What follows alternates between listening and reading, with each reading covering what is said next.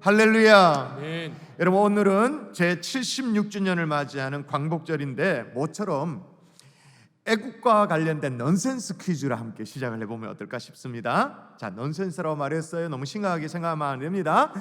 애국가에 나오는 산이 모두 몇 개의 산이 있을까요? 정답은 104개의 산입니다. 왜냐하면 일단 애국가가 이렇게 시작되어지죠. 동해물과 102산이 마르고 닳도록. 일단 102개 산이 확보가 됩니다. 그죠? 102개. 거기에다가 남산이 있고 그 다음에 화려한 강산까지도 해가지고 104개의 산이 있다, 그렇게 말해요. 이렇게 이 넌센스 퀴즈를 다큐로 받으시면 제가 굉장히 당황스럽습니다. 그럼 막 받아 적고 이러시면 안 돼요. 이렇게 농담 삼아서 우스갯소리로서라도 애국가를 생각해 보면 좋겠다 생각되어져. 너무 애국가가 불쌍해요. 좀 너무 안 됐어. 또 몇 년 전에 일제 강점기를 배경으로 하는 암살이라는 영화가 나온 적이 있는데 한번 보신 적이 있나요? 대한민국 임시정부 임정이 친일파 암살 작전을 벌이는데 매국노 이완용 같은 사람, 극 중에 그런 사람, 비슷한 사람을 이제 암살하는 그런 작전입니다. 여러분, 이런 일에 변절자가 있나요, 없나요? 꼭 이런 일에 말이에요. 배신자가 있어요, 없어요? 있죠. 영화에 보면 이정재 씨가 배신의 아이콘으로 나오는데 그도 한때는 독립군이었습니다. 나라를 위해서 일하는 사람이었는데 일제에 잡혀서 고문 이런 거 당하려고 하니까 막 겁에 질려가지고 변절을 하죠. 그리고 변절한 이후에는 이제 김구 선생 측근까지도 아주 잔입해 들어가서 몰래 이렇게 숨어 들어가죠. 그렇게 들어가서 동지들에 대한 정보를 빼내 가지고 한 명, 두 명 아주 사지로 내몬 그런 장본이었습니다. 근데 그러다가 어느 순간에 이 변절자의 어떤 가면을 이제 집어 던져버리고, 어느 정점이 다다르니까 집어 던져버리고 독립군을 노결적으로 아주 죽이죠. 근데 세월이 지났어요. 세월이 흘러서 생각지도 못하게 광복이 되어버린 거예요. 반민특위라고 들어보셨죠? 반민족행위특별위원회라고 반민특위에 고발되어져 가지고 재판정에 이제 서게 되어졌습니다. 과거에 수많은 친일 행적이 있음에도 불구하고 아주 뻔뻔스럽게 내가 진정한 애국자요라고 말하면서 엉뚱한 주장을 하는, 말도 안 되는 주장을 해요. 거기에다가 아주 중요한 증거 증인들을 죽여버려요. 증거인멸을 해버려요. 법의 심판을 겸하게 이제 빠져나가죠. 여러분, 재판이라는 게 증거가 없으면 안 되잖아요. 그래서 반민특위 재판정에서 무죄 판결을 받고 재판정에서 나오게 되어집니다. 나오는데 말이에요, 과거 한때 자기가 이제 팔아넘겨 가지고 죽은 줄로만 알았던 전지현 씨가 찾아와 가지고 총구를 겨누는 거예요. 놀래 가지고 두려워 떨면서 그렇게 있는데 전지현 씨가 물어요. 왜 그랬냐고, 왜 동지를 배신했냐고 그렇게 물어요. 그때 이정재 씨가 뭐라고 대답해요? 왜 배신했냐라는 질문에 대답이 있는데, 자, 대답의 장면 여러분 보도록 하십시다. 한번 같이 한번 볼까요? 네. 무죄 판결 받고 나왔습니다. 좋다고 이제 장 보고 이렇게 안면 있는 사람이 있는 거죠. 궁금해서 이제 따라갑니다.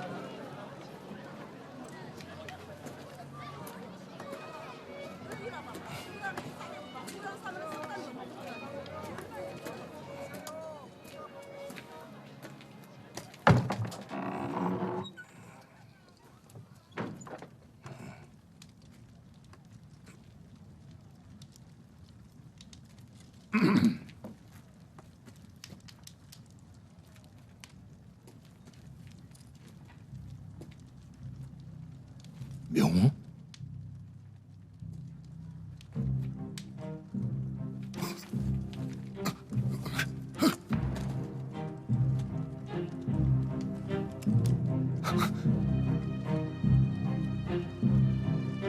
안호균, 왜 동지를 팔았나? 몰랐으니까. 해방될지 몰랐으니까. 알면 그랬겠나?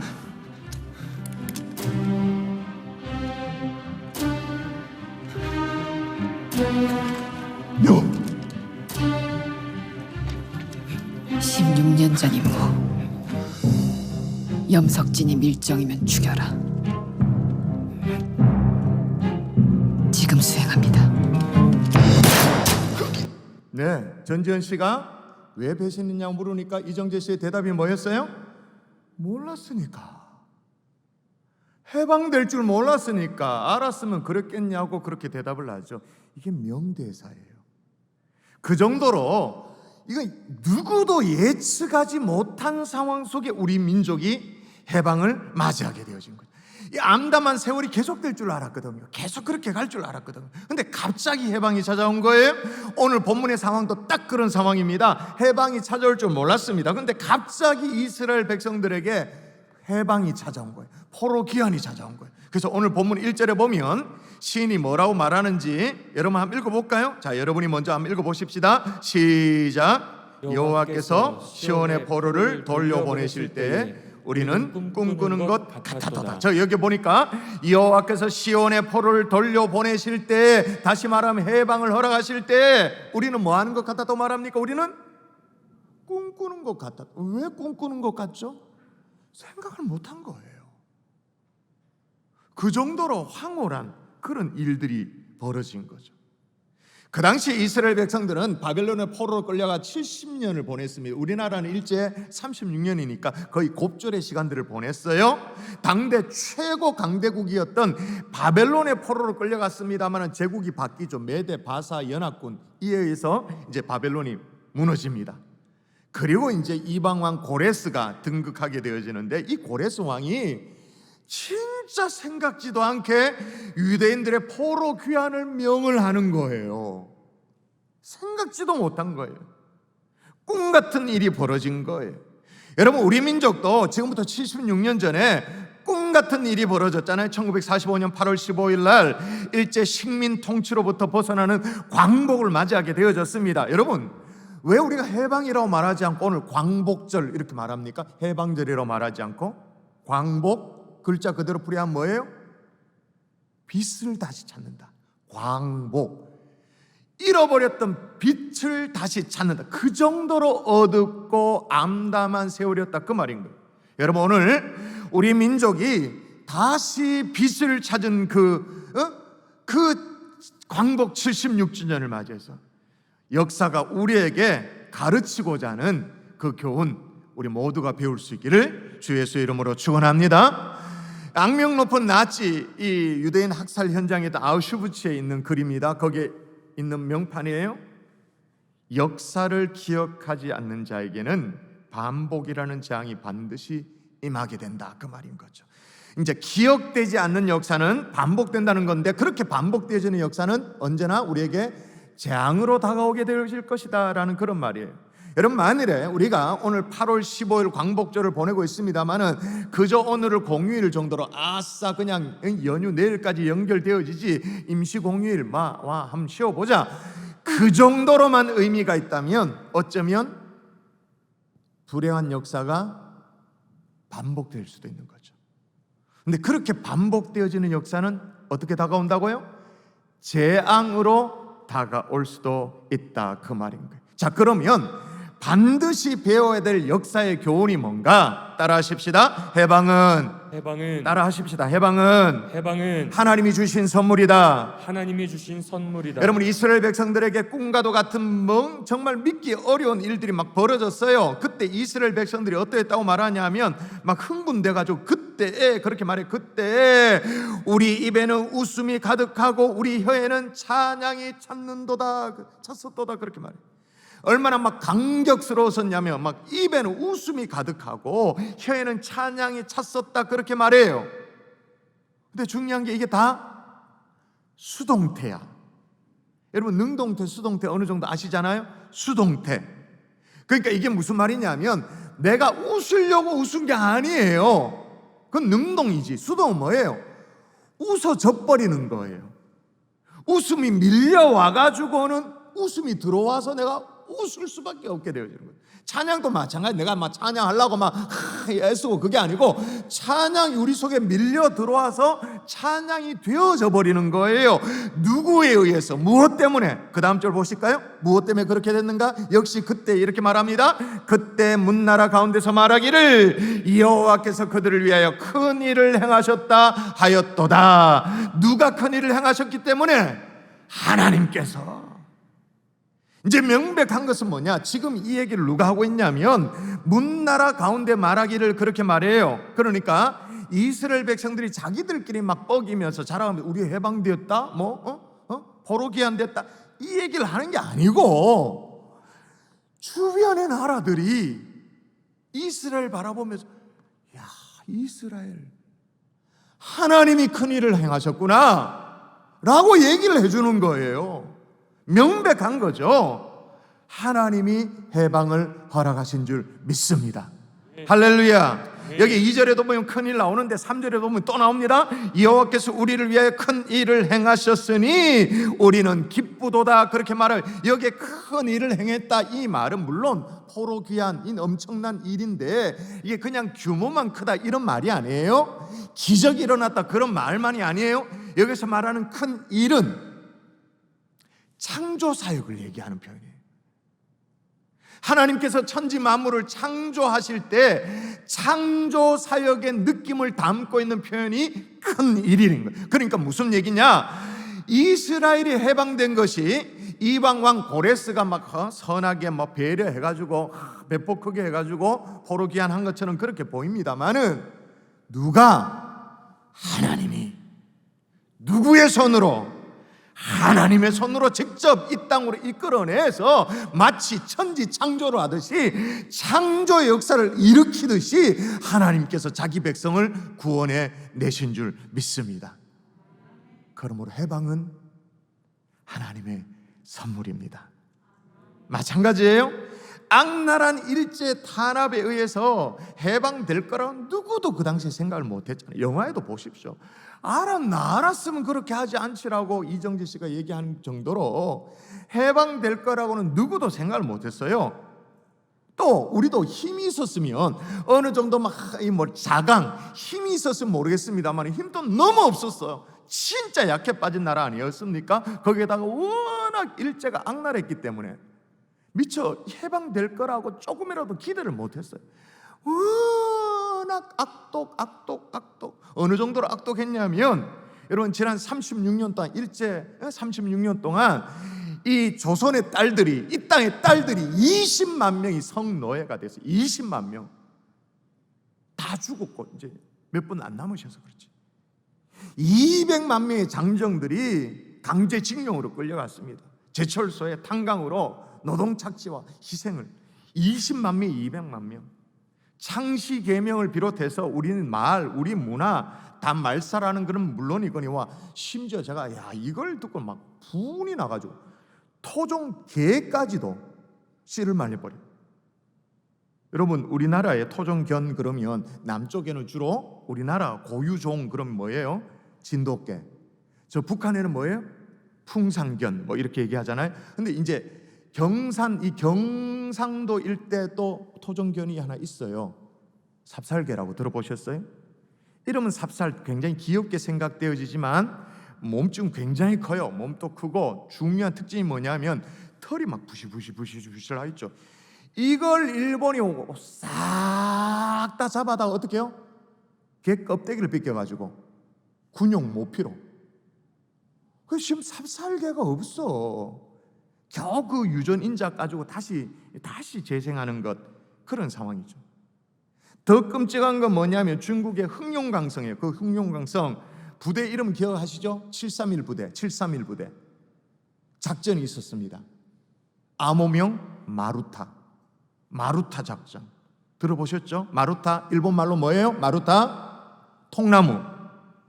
인간을 통나무로 간주하고 남녀노소든 임산부든 상관없이 모든 걸 다 동원해서 생체 실험을 하는, 사람을 얼려서 죽여보기도 하고 삶아서 죽여보기도 하고 튀가 죽여보기도 하고 다 죽여보는 그리고 성병을 연구한다시고 거기다가 이제 남녀 수용자에게 매도균, 임질균, 흑사병, 콜레라, 탄저균 생체 실험을 다 하죠. 그리고 혈관의 색전이 어떻게 생기는가 그걸 연구하기 위해서 동맥 또는 심장에다가 공기를 강제적으로 주입해서 실험까지도 하고, 사람의 신장, 콩팥에 이게 어떻게 이제 이게 뭐 해독 기능이 있는가 그걸 하려고 신장에다가 말의 소변을 주입. 이거 완전 미친 거 아닙니까 지금? 어떤 수용자에게는 사망할 때까지 저기압방에, 기압이 낮은 방에 그냥 가둬두고 가지고 인체 변화가 어떻게 일어나는가, 어디가 튀어나오고 어떻게 되어지는가 그거 관찰하고. 근데 안타까운 건 이 실험에 우리가 그토록 아끼고 사랑하는 누구도 희생이 되셨어요? 윤동주 시인도 희생이 되어지죠. 교회를 향해서는 그 신사참배를 강요해서 성도들이 그렇게 핍박을 당하게 되어지죠. 심지어는 경기도 화성의 제암리 교회 같은 경우에는 예배당에 교인들 싹 다 모이도록 해놓고는 예배당 안에 모이면 이 입구에 문에 못질을 해가지고, 그리고는 무차별로 사격을 해. 그리고는 예배당을 불사질려가지고 교인들을 싹 다 화형시켜서 죽여버렸죠. 악날, 말로도 할 수 없는, 이렇게 상상을 초월할 정도로 악독했기 때문에 해방이 올 줄을 몰랐죠. 일본도 예상을 못했던 일들이에요. 근데 벼랑간에 우리 민족이 해방을 맞이하게 되어진 거죠. 그 이유가 뭐냐? 해방이 2차 세계대전에 미군이 참전해서 얻게 되어진 거 그거 아닙니다. 히로시마, 나가사키에 원폭이 떨어져서 그것도 아닙니다. 연합군이 승리했기 때문에 그게 아닙니다. 외부적으로는 그렇게 보일지 몰라요. 역사는 그렇게 쓸지 몰라요. 그러나 해방은 누구도 부인할 수 없는 하나님의 선물인 줄 믿습니다. 이거 안 믿으면 오늘 설교 더 이상 듣지 마세요. 이게 전제가 돼야 그 다음 진도가 나갑니다. 여러분, 광복은 하나님의 선물인 줄 믿습니다. 아멘이십니까? 근데 하나님이 주신 선물이라는 것에 동의를 하는데 말이에요, 이 선물을 너무 없이 여겨.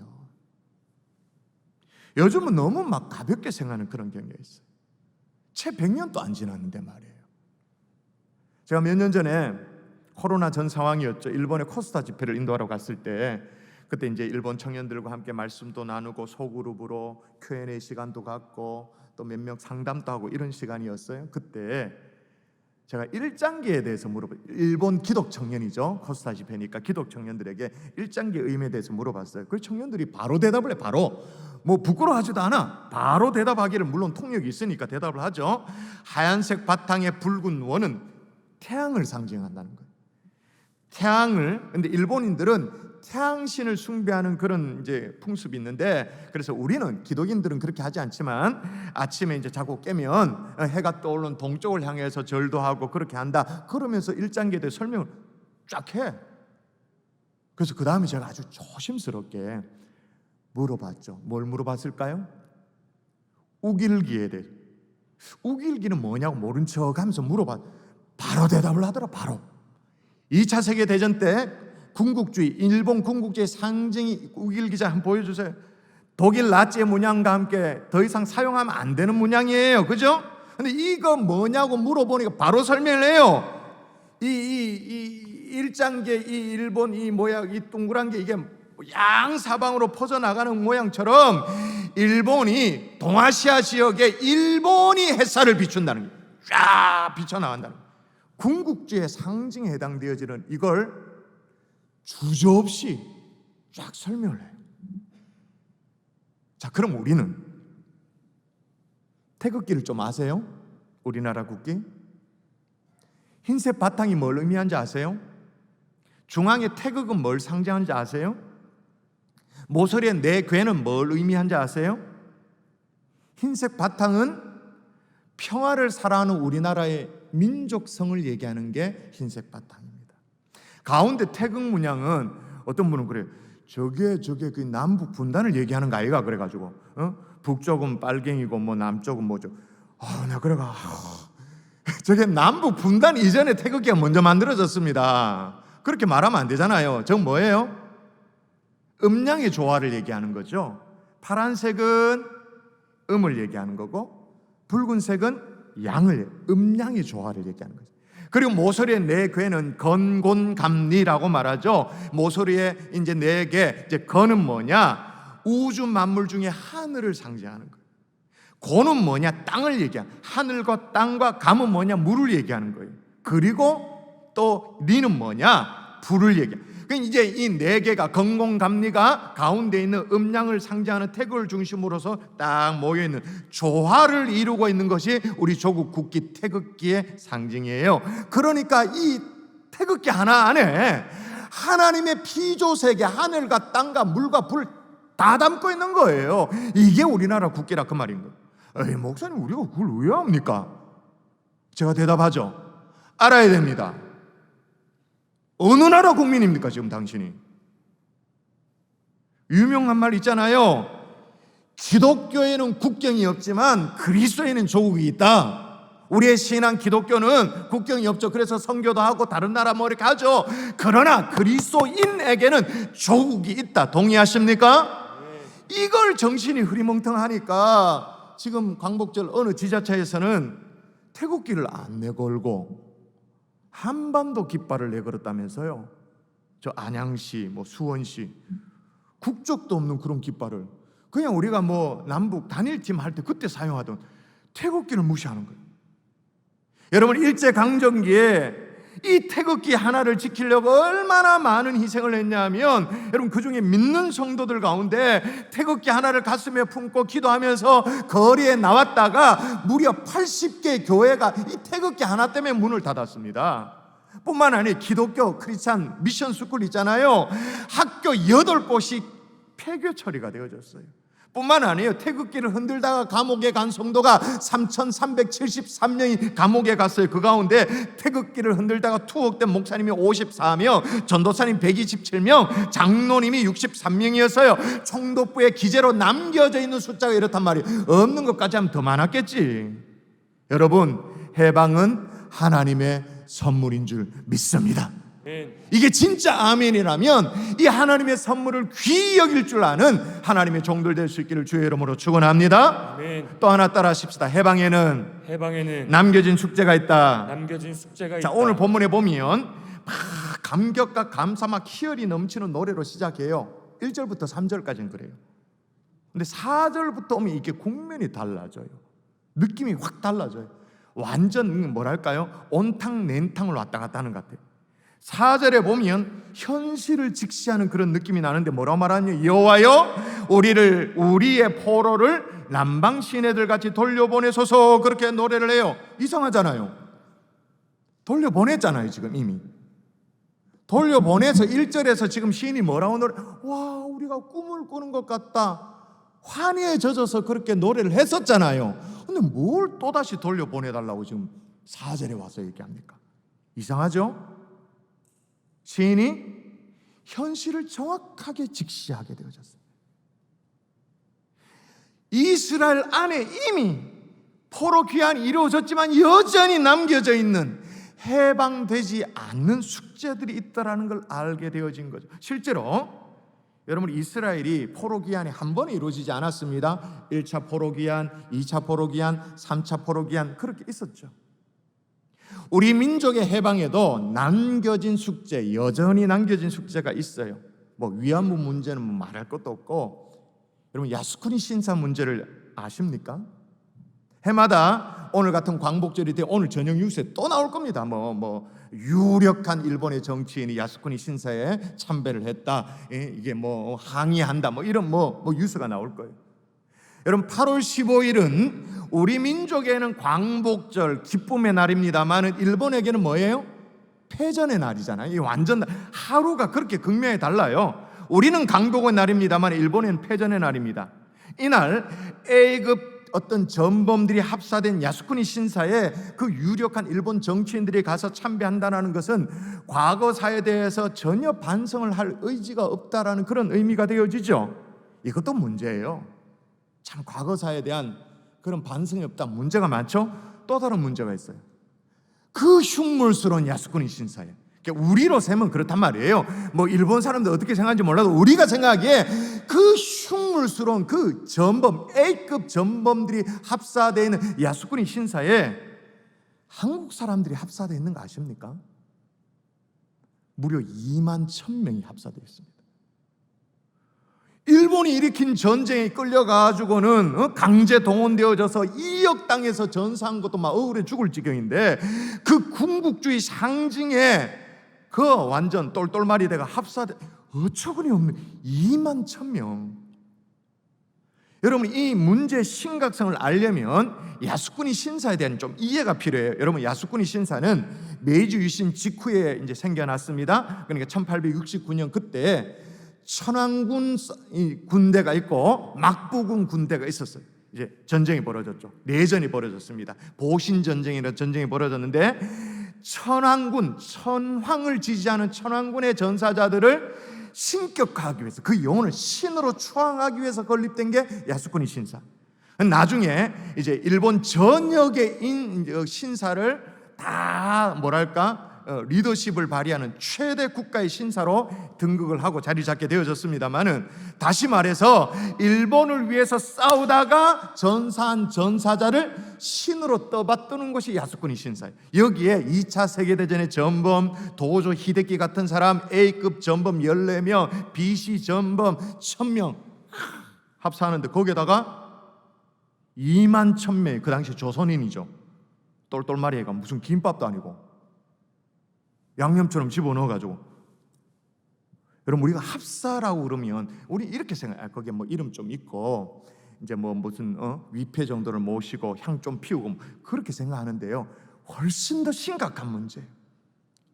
일본 국가 종교가 신도지 않습니까? 국가 종교가 신도입니다. 신도. 이 신도에는 이 신사에 영세부의 이름을 올리고 그 다음에 봉안제, 그러니까 제사를 거행을 하면 어떤 개념이냐, 개념을 이해하면 이게 소름이 돋아요.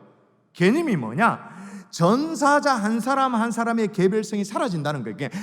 A라는 사람, B라는 사람, C라는 사람이 쭉 있습니다만은 그게 뭐 조선인이든 일본이든 상관없이 개별성이 싹 다 사라지고 한 몸이 된다, 그 말인 거예요. 한 몸으로 거대한 신이 된다고 그네들은 그렇게 믿어요. 우리는 그렇게 생각하지 않고 뭐 그게 뭐 중요하나 싶지만 일본은 그렇게 믿는다, 그 말인 거예요. 그러니까 어떻게 취급을 당하냐면, 한국인의 혼령도 2만 1,000명의 혼령도 A급 전번하고 똑같이 한 몸으로 묶여져 가지고는 야수쿠니 신사 안에 영혼이 감금되어 있는 상황이랑 똑같단 말이에요. 이게 무슨 뭐 영화 에얼리언 뭐 같은데 보면 외계인 외계 생명체가 와가지고 막 사람들 잡아먹잖아요. 잡아먹으면 막 자가 먹고 소화가 됐나 싶은데 여기 보면 머리가 툭 튀어나오고 뭐 여기 뭐 또 다른 사람 머리 튀어나오고 완전 괴물처럼 막 이래가지고 이런 치욕이 있었어요. 이걸 믿든 안 믿든 떠나서 이런 치욕.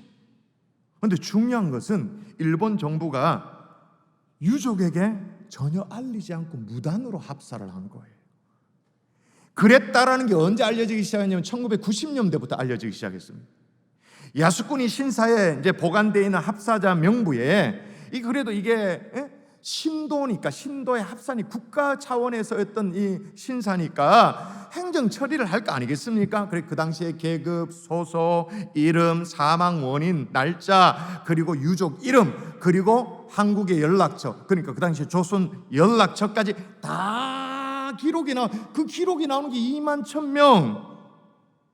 그리고 자기들의 A급 전범들과 함께 제물 밭처럼, 뒤늦게 이 유족들이 우리 할아버지, 우리 아버지가 그렇게 합사됐다는 걸 알고는 취소해달라고 요구를 하죠. 신사의 요구를 합니다. 신사의 답이 뭐냐면, 이 답이 웃깁니다. 들어보십시오. 일본의 군인으로 죽으면, 그렇게 죽고 싶어 죽었나? 일본의 군인으로? 일본의 군인으로 죽으면 야수쿠니 신사의 신으로 모셔진다는 생각으로 싸우다 죽었으므로 합사를 취하는 것은 불가능하다. 끝. 왜? 한 몸이 됐기 때문에 꺼낼 수 없다고. 그래서 유족들이 지금 뭐 할까요? 일본 사법부를 대상으로 기나긴 합사 취소 취하 소송을 지금도 하고 있어요. 남겨진 숙제가 하나 두 개가 아니에요. 한 가지 두 가지가 아니에요. 여러분 상황은 이런데 말이에요. 우리 내부적으로, 우리 대한민국 국가적으로 말이에요. 아까 뭐 태극기 얘기도 했습니다만은 태극기뿐만 아니라 애국가도 순환을 당하고 있어요. 요즘 어린 아이들 가운데 애국가를 외우는 아이가 4절까지는 고사하고 1절도 외우는 아이가 30%도 안 된대요. 거기다가 애국가를 작사 작곡한 윤치호 선생, 안희태 선생 이런 사람들 친일파라는 이 프레임을 뒤집어 씌워가지고는 애국가 없애야 된다고, 애국가 바꿔야 된다는 그런 주장까지 하고 있어요. 근데 여러분 그렇게 주장하는 그 본심이 뭔지는 알죠? 우리는 알죠? 그 본심, 애국가 없애야 된다, 바꿔야 된다. 본심이 뭐예요? 가사가 마음에 안 드는 거예요. 어떤 대목이에요? 하나님이 보호하사 우리나라 만세. 싫은 거라. 찬송가 냄새 난다는 거예요. 근데 찬송가 냄새가 날 수밖에 없어요. 여러분 우리나라 애국가는 그 기원이 찬송가로부터 시작되어져요. 우리나라 애국가는 찬미가 15장이 있었던 거예요. 예전에 있었던 찬미가 보여주시겠어요? 보여주십시오. 찬미가 한번 보십시다. 보면 딱 보이죠? 왼쪽에 찬미가 15장 이렇게 보이죠? 가사가 옛날 한글이어서 뭐 그래도 읽을 수 있어요. 동해물과 백두산이 마르고 닳도록 세 번째 줄에 세로로 보면 거기 나옵니다. 하나님이 보호하사. 우리 애국가로 채용될 때는 보통 명사 하늘에 존칭 님자를 보여 하늘님, 그래서 하느님이 되어집니다만 원래 애국가는 하나님이에요. 보통 명사 아니에요. 유일한 하나님을 찬양하는 하나님이 보호하사. 그러니까 싫은 거죠. 그러니까 뭐 대충 바꿔가지고 하자고 막 그렇게. 여러분 이쯤 되면 광복은 76주년을 맞이했습니다만은 아직도 미완의 광복이라 해도 아직 과언이 아닌 거예요. 여러분 이거 어떻게 하면 좋죠?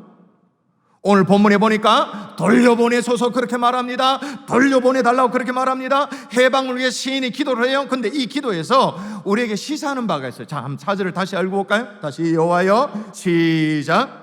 여호와여 우리의 포로를 남방 시내들 같이 돌려보내소서. 아멘. 자, 우리를 돌려보내달라고 시인이 얘기하는데 우리를 뭐와 같이 돌려보내달라고 얘기한지를 잘 보세요. 뭐와 같이?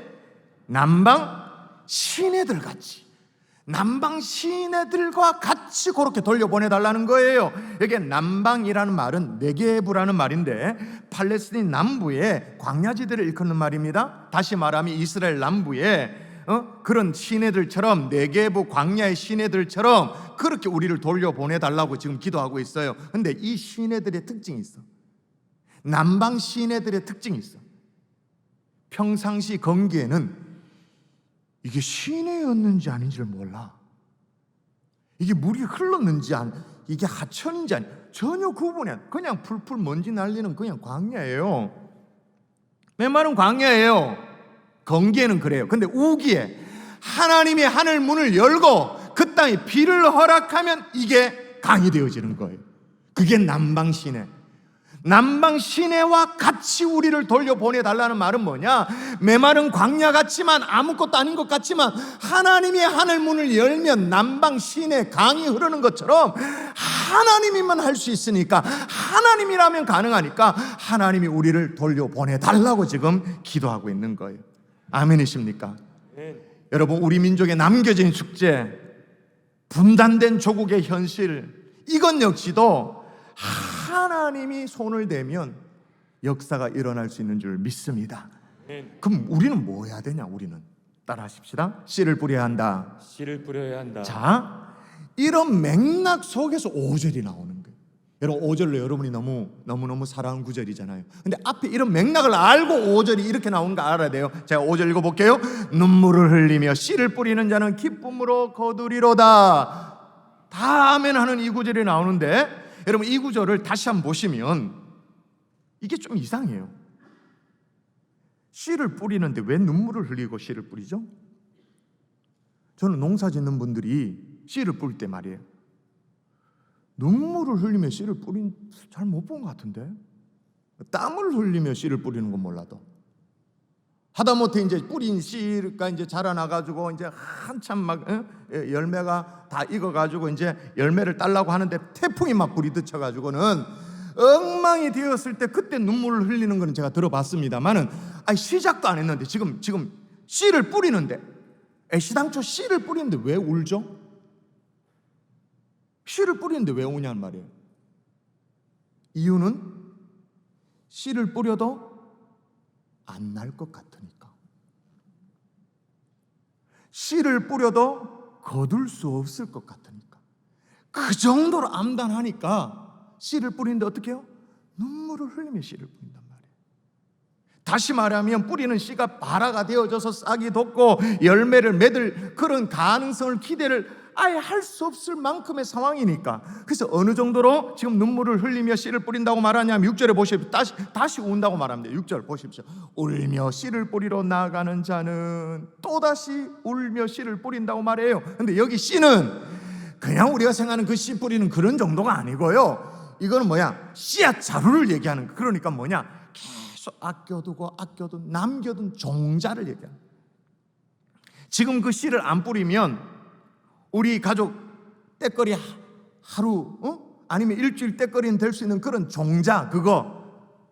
근데 그거 가족들을 굶주려 가면서 어떻게 해요? 씨를 뿌리는데 싹씨 날지 안 날지를 몰라. 그래서 울며 씨를 뿌리는 거예요. 오직 하나님께만 희망을 걸고. 여러분 이렇게 눈물로 씨를 뿌려본 적이 있나요? 전혀 약속된 미래가 없음에도 불구하고 씨를 뿌려본 적이 있나요? 오로지 하나님께만 매달리고 그렇게 희망을 걸고 씨를 뿌려본 적이 있나요? 근데 가만히 보면요, 성경이 맞아요. 씨는 손에 갖고 있는다고 되는 게 아니야. 미래가 암담해도 씨는 뿌려야 돼. 그죠? 어떻게 될지 몰라도 씨는 일단 뿌려야 돼. 손에 갖고 있는다고 되는 게 아니야. 전혀 소용이 없어 보여도, 미래가 막막해 보여도 씨는 뿌려져야 그 다음을 기약할 수 있는 거죠. 여러분 부모님들이요, 다시 눈물로 자녀들에게 씨를 뿌릴 수 있기를 주의 이름으로 축원합니다. 아무 소용이 없어 보이고 아무 어떤 게 돌아오지 않을 것 같아도 다시 힘을 내서 울며 씨를 뿌릴 수 있기를 주의 이름으로 축원합니다. 오늘 저녁에 온 가족 주일학교 이런데 하다못해 아이들과 함께 무릎팍에 앉혀서 안수기도라도 하고 그렇게 하는 거예요. 다시 눈물로 하나님의 교회를 위해서 기도의 씨를 뿌릴 수 있기를 주의 이름으로 부탁드립니다. 광복은 76주년을 맞이합니다만 아직도 분단된 조국의 현실, 그리고 뭐 이런 표현 쓰면 좀 그렇습니다. 조국의 꼬라지를 보니까 그죠? 동성애 아니 국회의원쯤 됐으면 얼마나 좋은 할 일이 많아요.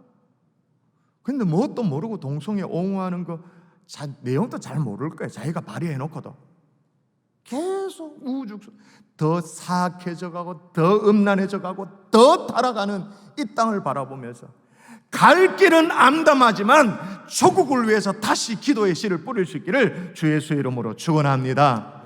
영화로 오늘 말씀을 시작했는데 영화 암살에 참 그 한 기회 있으면 보십시오. 그 영화가 참 생각하게 하는 명대사가 꽤나 있어요. 그 영화에 보면 하와이 피스톨이라는 이 별명을 가지고 있는 살인 청부업자가 있습니다. 하정우 씨가 그 역할을 하는데, 하정우 씨가 전지현 씨에게 물어요. 여자의 몸으로 독립을 해서 온몸을 막 내어 던지니까 너무 안타까워서 물어봐요. 친일파 한 명 죽인 자고 독립이 되냐? 라고 물으니까 이 전지현 씨, 그러니까 그게 안옥윤 그 역할을 한 전지현 씨가 부상을 당했거든. 부상을 당한 채로 대답을 해요. 알려야지. 우리가 계속 싸우고 있다는 것을 알려야지. 우리도 하나님께 알립시다. 우리가 계속 눈물로 씨를 뿌리고 있다는 걸 알립시다.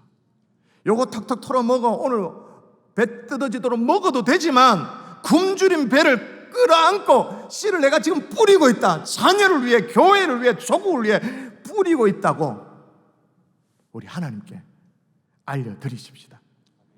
하나님이 기쁨으로 단을 거두를 수 있도록 인도해달라고 기도하는 저와 여러분 될 수 있기를 주 예수의 이름으로 축원합니다.